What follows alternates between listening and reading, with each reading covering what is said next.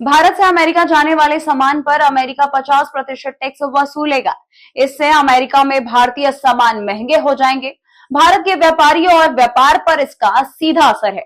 वो सामान जो भारत से अमेरिका एक्सपोर्ट होता है, उस इंडस्ट्रीज पर इसका असर अब दिखने लगा है।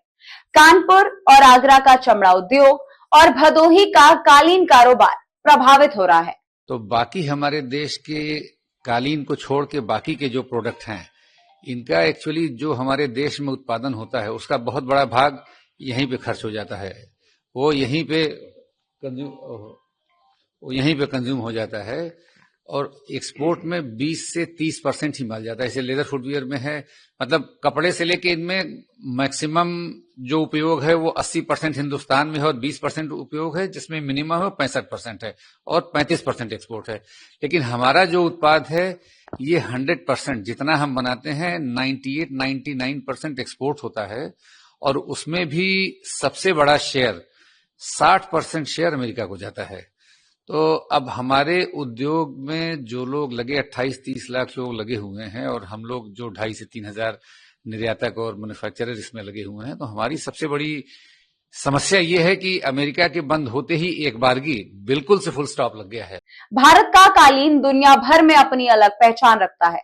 कालीन के लिए उत्तर प्रदेश का भदोही तो कालीन सिटी के नाम से मशहूर है, लेकिन ट्रंप के टैरिफ का इस उद्योग पर बहुत बड़ा प्रभाव पड़ रहा है। काम ठप पड़ा है, कारोबारी परेशान है।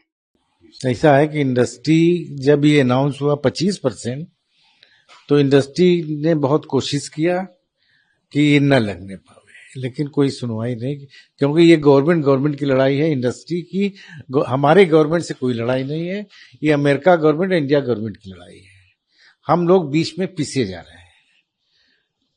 उससे ये हुआ 25% लगा, तो दूसरे दिन ही आ गया कि हम 25% पेनाल्टी लगाएंगे। तब इसके बाद 25% तो किसी सूरत से लोग एडजस्ट कर ले जाते, अपना प्रॉफिट कम करके। बाहर से कहते वो आ जाए, बीच में गवर्नमेंट से कहते 2-4%, 5% आप दीजिए, तो हम लोग एडजस्ट कर लेते। लेकिन अब 50% हो गया, जो नहीं हो सकता है। उसका वजह है कि अब अगर माल हम यहाँ से 50% भेजते हैं, सपोज कीजिए 1 करोड़ का माल अगर हमने भेजा, तो 50 लाख तो पहले गवर्नमेंट ले लेगी वहां ना, और वहां के मार्केट पर भी असर पड़ेगा, क्योंकि वहां मार्केट में महंगाई बहुत ज्यादा आ जाएगी। भदोही के कालीन कारोबारी और कालीन निर्यात संवर्धन परिषद का कहना है कि टैरिफ का बहुत गंभीर प्रभाव पड़ा है। 26 अगस्त तक की समय सीमा थी, अब कोई नया उत्पादन नहीं हो रहा है। 17,000 करोड़ के रुपए के उद्योग में 60% व्यापार अमेरिका जाता है, लेकिन अब अधिकांश माल रुका हुआ है। कारखानों ने अपने कर्मचारियों को 60 से 70% तक कम कर दिया है। ऐसे टैरिफ के तहत काम करना असंभव है। देखिए, बहुत ही जबरदस्त इसका असर पड़ रहा है, क्योंकि 26 तारीख हम लोग के लिए डेडलाइन था कि इंडिया से जो माल चला जाएगा तो 25% जाएगा, इसके बाद वाला 50 हो जाएगा। तो अभी इंडस्ट्री पूरी तरह से ताकत में लगी हुई थी कि 26 तक माल निकाल ले जाए। जैसे वो 26 तारीख निकल गया तो मैक्सिमम, क्योंकि अब नया प्रोडक्शन लोग कोई करा नहीं रहे हैं, अमेरिका की बात कर रहा हूं मैं, 17,000 करोड़ का जो इंडस्ट्री है उसका 60% अमेरिका जाता है। उसमें 60% वाले में मैक्सिमम लोग जो सोल्ड पीसेज हैं या कस्टम रग्स हैं, उसके अलावा कोई प्रोडक्शन नहीं करा रहा आज के दिन। मैक्सिमम लोग होल्ड पे चले गए हैं। बायर्स ये कह रहे हैं जो अगर ऑर्डर्स आप डाइंग नहीं किए हैं या माल नहीं खरीदे हैं तो उसको कैंसिल कर लीजिए, अदरवाइज होल्ड तो मैक्सिमम हो ही गया माल। इस स्थिति में तो सारे के सारे अगर फैक्ट्रियों में आप कहीं भी जाएंगे तो 60-70% लोग अपने फिनिशर्स को और लोगों को कम कर दिए हैं।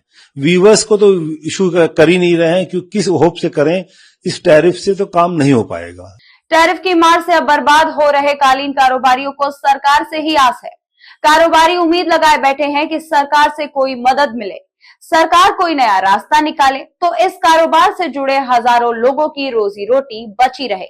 वैसे मोदी सरकार कोशिश में है कि अमेरिका के भारी भरकम टैरिफ से बचने के लिए दूसरे देशों के रास्ते खुले। धीरे धीरे नए रास्ते भी खुलेंगे, लेकिन अभी के लिए यहाँ बड़ा झटका माना जा रहा है, क्योंकि दुनिया भर में भारतीय एक्सपोर्ट 17,740 करोड़ रुपए का है, जिसमें से 60% अमेरिका जाता है और कालीन का व्यापार का ऐसा जिसका 98% प्रोडक्शन निर्यात के लिए ही होता है।